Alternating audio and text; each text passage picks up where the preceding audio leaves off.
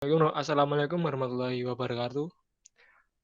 Perkenalkan kami dari kelompok 3, mata kuliah Ilmu Dakwah, kelas B. Di sini kami akan mempresentasikan hasil tugas kerja kelompok kami yang sudah kami bahas sebelumnya sesuai apa yang diperintahkan oleh Bapak dosen kami. Saya sendiri Fadila Rizkan Arifin sebagai moderator. Di poin 1A ada Tasya Aulia Azani. Di poin 1B ada Firda Aulia Brihanani. Di poin 1C ada Rahmat Abdul Muplih. Dan di bagian ke-10-nya ada Muhammad Iqbal. Oke, langsung aja saya serahkan kepada yang akan menjelaskan di poin 1A yaitu Tasya Aulia Azani. Assalamualaikum warahmatullahi wabarakatuh. Saya Tasya Aulia Azani akan menjelaskan tentang problematika kompetensi subjek dakwah, media, dan dana dakwah. Problematika yang dihadapi sekarang adalah tantangan dakwah yang semakin berat. Berbagai permasalahan umat mengalami perkembangan yang luar biasa, baik dari kualitas maupun kuantitas. Hal ini disebabkan karena pembangunan mental spiritual tidak mendapatkan porsi yang seimbang. Adapun problematika yang ditimbulkan oleh subjek dakwah, diantaranya yaitu yang pertama dalam masalah gejolak kejiwaan. Di sini yaitu baik putus asa dalam kesulitan maupun takabur dalam kemenangan. Yang kedua, masalah kejenuhan aktivitas. Hal ini dapat berupa kelelahan fisik maupun psikis saat seseorang cenderung memprioritaskan gerak keluar, sedangkan gerak yang menyangkut peningkatan kapasitas pribadi diabaikan. Yang ketiga, masalah latar belakang dari masa lalu seseorang subjek dakwah merupakan modal yang mendukung suksesnya sebuah dakwah. Media dakwah mempunyai peranan penting dalam kegiatan dakwah, karena tanpa adanya media dakwah, kegiatan dapat dipastikan tidak akan berjalan lancar. Dana dalam dakwah menjadi bagian yang tidak dapat dipisahkan dalam dakwah agama Islam, karena kegiatan dakwah Islam hukumnya wajib bagi setiap umat Islam, baik menjadi pendakwah maupun pendengar dakwah. Sekian dari saya, akan dilanjutkan oleh Firda Aprilia. Dari poin B nomor 1 adalah tentang permasalahan kristenisasi di Indonesia. Untuk kristenisasi di Indonesia sendiri itu mulai mencapai kesuksesan pada masa Orde Baru setelah meletusnya konflik G30 SPKI. Pada masa ini jumlah umat Kristen meningkat cukup pesat yang dipengaruhi beberapa faktor. Di antaranya adalah pembatasan agama oleh pemerintah dan juga meletusnya konflik G30 SPKI. Kemudian untuk misi kristenisasi itu sendiri adalah dengan umat Kristen memiliki beberapa program kerja dan taktik untuk menyebarkan agama Kristen seperti membangun gereja di pemukiman Muslim dan masih banyak juga lainnya. Akibat dari cara-cara tersebut, umat Islam merasa keberatan dan terjadilah konflik antar kedua agama ini. Salah satu konfliknya adalah perusakan sekolah di Selipi dan juga konflik yang terjadi di Aceh. Kemudian pada saat itu pemerintah menanggulanginya dengan cara membuka dialog antar kedua agama untuk meredam konflik, namun gagal.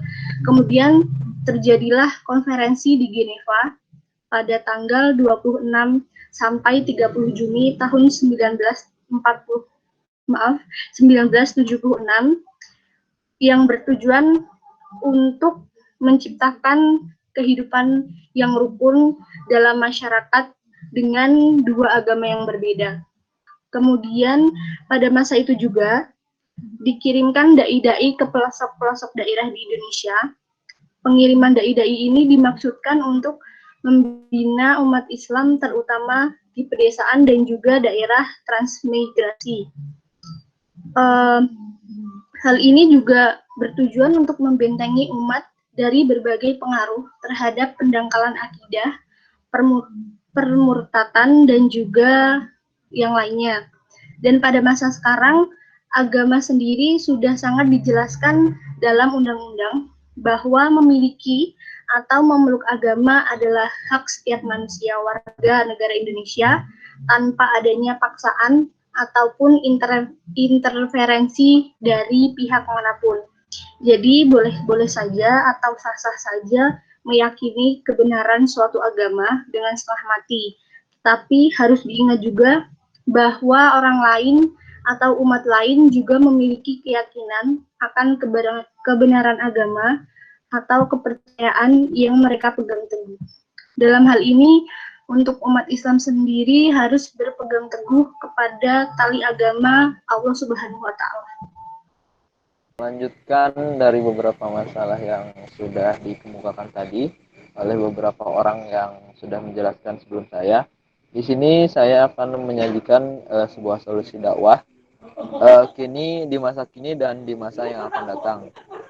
Kasus permasalahan bisa dipilih di tempat tertentu atau ustadz tertentu dengan mengemukakan 3 hal di atas yang sudah dijelaskan tadi. Nah, untuk problematikanya dakwah Islam di Masjid Al-Ihsan Bantul. Nah, dari segi subjek dakwah, kurangnya tenaga dai dan ustadz yang ada dan keberagaman golongan masyarakat menyebabkan dai harus bisa menggunakan bahasa yang bisa dimengerti oleh semua golongan masyarakat atau bahasa yang lebih umum atau disederhanakan seperti itu. Nah, untuk dari segi media dakwah itu tidak memadainya media dakwah dan kurangnya media yang digunakan dalam proses dakwah itu sendiri. Nah, untuk selanjutnya itu dari segi dana dakwah. Nah, tingkat ekonomi dai yang rendah mengakibatkan pecahnya perhatian dai antara berdakwah dan bekerja di luar. Nah, untuk solusi dari permasalahan yang sudah dikemukakan tadi oleh teman-teman saya,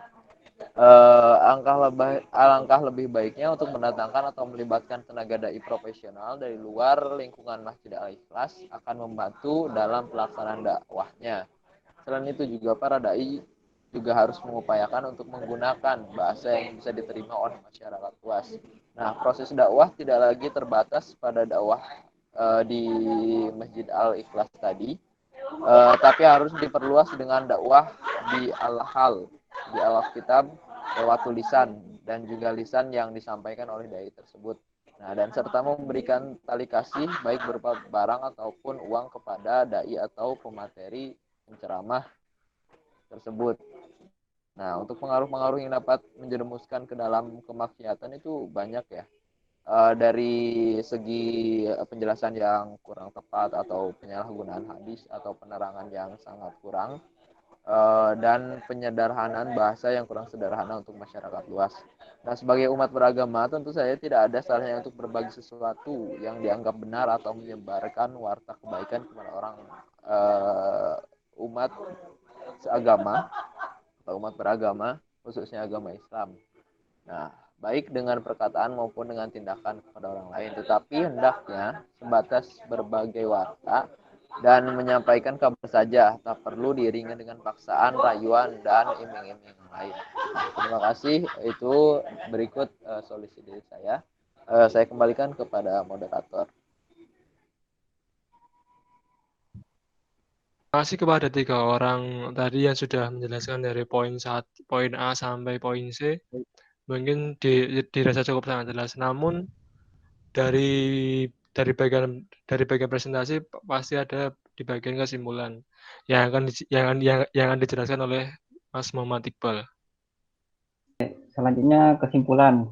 Kesimpulan yang dapat diambil dari materi yang telah dijelaskan sebelumnya adalah kemajuan teknologi tersebut berimplikasi pada perubahan yang begitu cepat pada masyarakat, terutama terhadap pola pikir, sikap, moral, dan kepribadian masyarakat.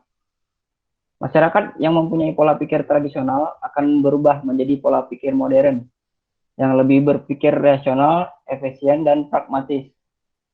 Demikian pula sikap kepribadian masyarakat yang tadinya ramah, berkepribadian menarik, dan mengalami perubahan yang cukup drastis sesuai dengan tuntunan zaman. Hal ini tentunya menambah deretan problematika dakwah. Dakwah selalu hadir memberikan solusi alternatif terhadap berbagai problem keumatan dalam setiap kondisi.